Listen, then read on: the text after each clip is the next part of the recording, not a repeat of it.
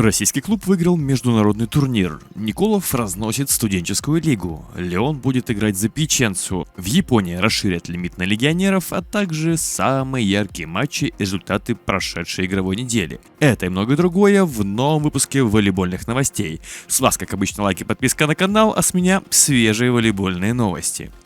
А все лучшие матчи топовых чемпионатов ждут вас в моей группе ВК. Попасть в нее можно при помощи QR-кода на экране или по ссылке в описании. Московская «Динамо» стала победителем международного турнира NES Sports Tournament. Российский коллектив за 5 матчей, проведенных на турнире, уступил лишь один сет. За ними на пьедестале почета расположились итальянские Гортацолино и Падуя соответственно.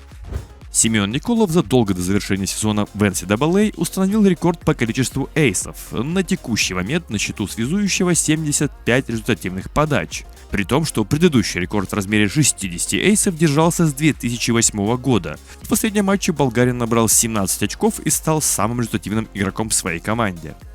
Начиная с сезона 26-27 в мужском и женском чемпионатах Японии на поле одновременно смогут находиться 3 иностранных игрока. Лимит на игроков из Азии остается неизменным. В стартовом составе по-прежнему будет один игрок. Монца нацелилась на Эреру и Падара. Итальянский клуб ищет замену Артуру Шварцу, который в следующем сезоне отправится в Корею. Среди главных кандидатов 29-летний кубинец Хесус Эррера из Перуджи и 28-летний венгер Кристиан Падар, начинавший сезон в Шанхае, а сейчас выступающий за Аль-Райян. Кубинский диагональный также осматривал варианты продолжения карьеры в России. Похоже, что аргентинский связующий Массимилиано Кавано в сезоне 25-26 присоединится к Олимпиакосу. Переговоры находятся на завершающей стадии и, судя по всему, стороны близки к окончательному соглашению. На данный момент 36-летний волейболист выступает за Динамо ЛО.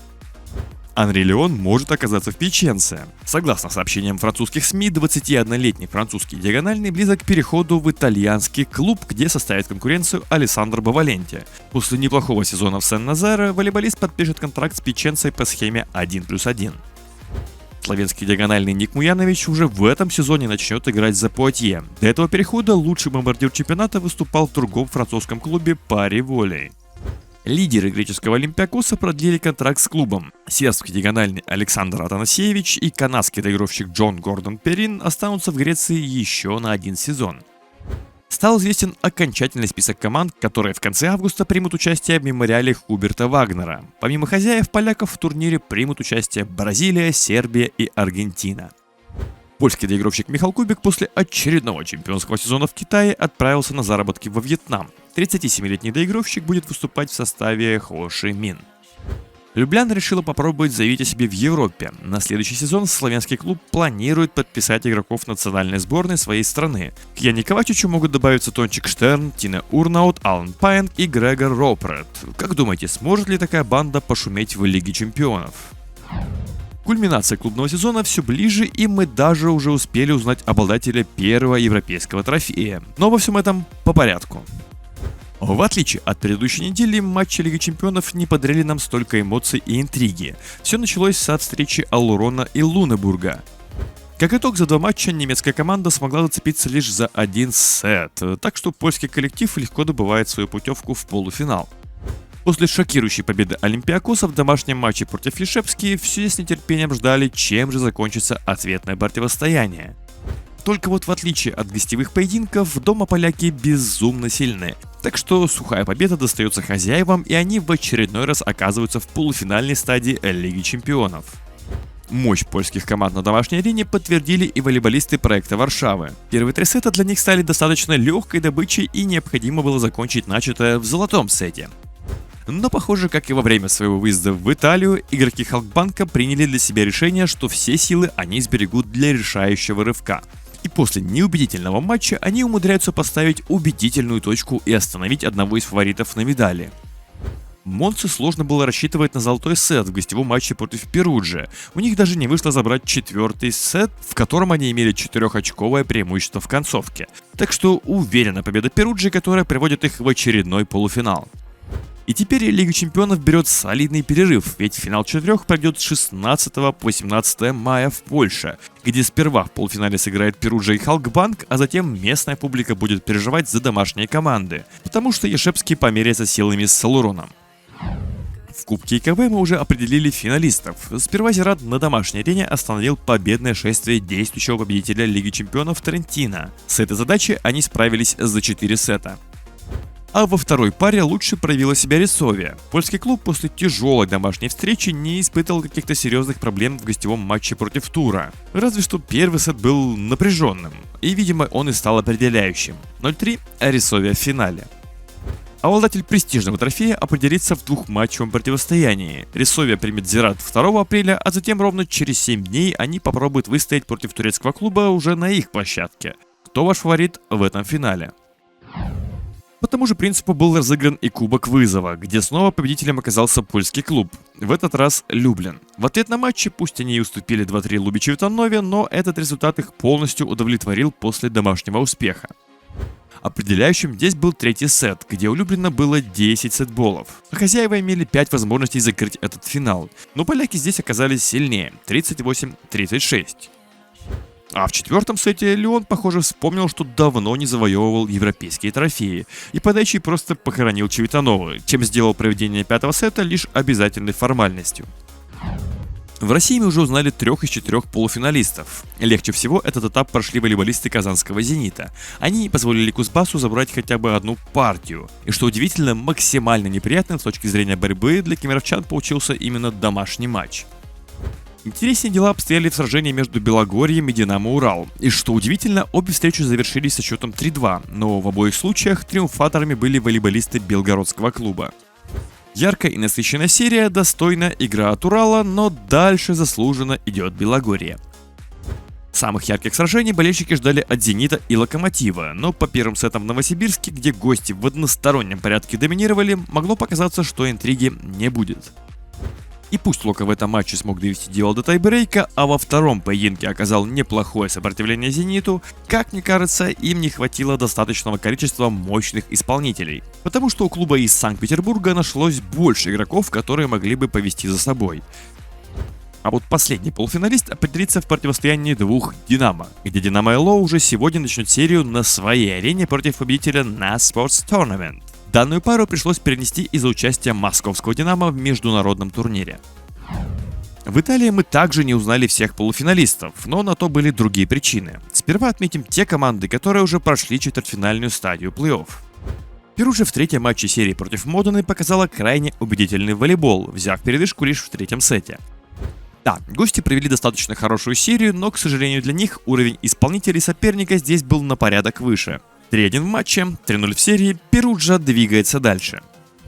Последний шанс на спасение в серии был у Вероны, и неплохо с решением турнирных задач могло помочь возвращение на площадку Рока Можича. И даже уверенной победы в первом сете не хватило хозяевам, чтобы вернуться в борьбу. Пиченцо забирают последующие 3 сета, а вместе с ним и серию. Трентино после неудачи в Кубке ИКВ пришлось прийти в себя и исправляться за поражение от Честерна недельной давности. И забегая немного вперед, им это прекрасно удалось. Достаточно уверенно в 4 сетах они оказались сильнее на домашней площадке и вышли вперед в серии. По их стопам пошли волейболисты Лубичева-Тановой, поражение в Еврокубке и последующая домашняя победа 3-1, но пострадавшим здесь оказался Милан. Лубы также выходят вперед в серии, а 4-й матч пройдут 26 марта. В регулярном чемпионате Польши остался лишь один матч, который существенно ни на что не повлияет. После него мы узнаем, кто закончит на 4-й позиции, а кто на 5-й. Удивительно, что начало этого сезона пресс-лиги изобиловало тайбрейками, а заключительная часть группового этапа осталась без какой-то сумасшедшей интриги. Лишь в одной встрече был зафиксирован счет не 3-0, и это было принципиальнейшее противостояние между Баркомом и Сталью, где украинская команда смогла победить в 4 сетах и сохранить прописку в элитном польском дивизионе. Ну и еще бы хотелось отметить матч между Яшевски и Алуроном, где во втором сете команды зарубились до счета 34-32, но этот, как и остальные 2 игровых отрезка, завершились в пользу гостей. Больше нас должна интересовать турнирная таблица. Сталь, Готовится и Бензин в следующем сезоне плюс-лиги мы не увидим. Зато мы посмотрим четвертьфиналы, где Шепский сыграет с Норвидом, Проект Варшава со Скрой, Алурон с Рисови, а Закса с Люблиным. Как вы думаете, кто окажется в полуфинале? В нескольких шагах от завершения у нас регулярный чемпионат Японии, и прошел очередной игровой уикенд. И в рамках этого уикенда отлично проявил себя Александр Сливка, который дважды стал MVP в матчах против Триденс. Еще один примечательный момент этого противостояния в том, что гости смогли забрать лишь один игровой отрезок за 2 встречи, но сделали они это со счетом 39-37. Поклонники Стинкс, несмотря на 2 проигранных домашних матча лидеру чемпионата Блютиону, могут в неплохом настроении подходить к плей-офф, потому что на площадку после длительного перерыва вернулся Кента Мияура. Так что, как показал второй матч, где они уступили лишь на тайбрейке, они могут бороться за медали в текущем сезоне. Bulldogs настырно продолжают погоню за Блютионом. В этот раз они дважды с одинаковым счетом 3-1 в гостях переиграли Blazers, что на данный момент лишило хозяев путевки в плей-офф. Результаты всех матчей очередного игрового уикенда чемпионата Японии уже находятся перед вами. Thunders, несмотря на одно поражение от Warriors, на данный момент смогли заскочить в зону плей-офф. Концовка чемпионата обещает быть безумно напряженной. Поскольку плей-офф в Турции стартует только в середине апреля, то мы завершим обзорную часть на чемпионате Бразилии, где отличная неделя выдалась для Сесси. Действующий чемпион успел порадовать своих болельщиков 2 домашними победами. Сперва была повержена Прая, а затем в супер напряженном 50-м триллере без победы остались волейболисты Миноса. Так что, одержав победу над Сюзанна со счетом 3-1, Сады Крузейра снова смогли оторваться от ближайшего преследователя. Гоэс и Гуарулис сражались за 8-ю строчку в таблице и, поделив очки, они выпустили на эту позицию Сан-Жозе, который сейчас находится на серии из 4 побед. Результаты всех матчей, прошедших в Бразилии за последние 7 дней, сейчас находятся перед вами. Ну и куда же без турнирной таблицы? Так, если вы еще не поставили лайк, то самое время это сделать. Нередко я говорю, что неделя была непростой, но последние 7 дней были для меня безумно тяжелыми во всех смыслах. Так что понадобилось немало воли, чтобы все-таки доделать этот выпуск, поэтому очень надеюсь на вашу поддержку. Ну а с вами, как обычно, был Николай Иванов. Любите то, что вы делаете, и все у вас обязательно получится. Скоро увидимся. Пока.